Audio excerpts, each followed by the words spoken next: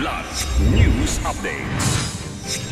Sa ating mga balita, sundalo patay matapos tambangan ng New People's Army sa Samar.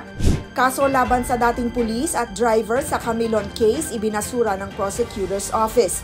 Transport Group Manibela nagprotesta sa harap ng Land Transportation Franchising and Regulatory Board. Ako po si Cesar Soriano, kasama ang buong puwersa ng Kidlat News Channel para ihatid ang mga nangunang balita sa buong kapuluan ngayon. Patay ang isang sundalo habang isa ang sugatan matapos tambangan ng mga hinihinalang miyembro ng New People's Army o NPA, ang tropa sa bayan ng San Jorge, Samar. Kinilala ang napaslang na si Corporal Raycon Remedio na natamaan sa kanyang ulo. Sa ulat ng 8th Infantry Division, tinambangan sa Barangay Gayondato ng isang armadong grupo ang mga tropa ng 3rd Infantry Battalion habang nasa gitna ng pagde-deliver ng mga serbisyo sa mga pamayanan.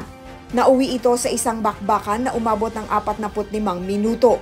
Tinukoy na remnants ng Sub-Regional Committee ng Eastern Visayas Regional Party Committee ang mga umataking rebelde. Nagpahayag si Major General Camilo Ligayo, ang Commanding General ng 8th ID, ng simpatya sa pamilya at kaibigan ng namatay na sundalo. Ibinasura ng isang prosecutor ang kidnapping and illegal detention complaints laban sa dating pulis at kanyang driver na sangkot sa pagkawala ng beauty queen na si Catherine Camilon dahil sa kakulangan ng ebidensya. Sa isang statement, sinabi naman ng Calabarzon Police na magpa-file sila ng motion for reconsideration. Matatandaan na natanggal ang main suspect na si Alan De Castro sa police service ngayong taon. Kinumpirma ni Rose Camilon, ina ni Catherine, na kanyang natanggap ang resolusyon mula sa prosecutor nitong Miyerkules ng umaga. Sa kabila nito, hindi pa rin siya nawawalan ng pag-asa.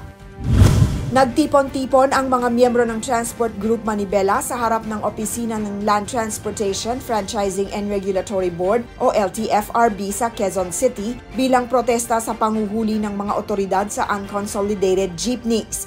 Iginiit ni Manibela President Marval Buena sa LTFRB na dapat kanilang payagan pa ring pumasada ang jeepney drivers at operators kahit di pa sila kasapi sa isang kooperatiba. Ayon kay Valbuena, tinatayang 3,000 katao ang kasapi sa protesta. Una nang nilinaw ni Department of Transportation o DOTR Undersecretary Ferdinand Ortega na tapos na ang lahat ng usapan sa PUV Modernization Program. Dagdag pa ni Ortega, hihintayin na lamang nila ang desisyon ng Korte Suprema ukol sa petisyon ng transport groups. Para sa Kidlat News Updates, ako si Rosalyn Sinchonko, nag-uulat. At inyo pong natunghayan ang mga headlines sa mga nakalipas na oras. Manatiling nakatutok para sa mga susunod na updates at breaking news. Ako po si Cesar Soriano, kasama nyo sa bawat pagputok ng balita.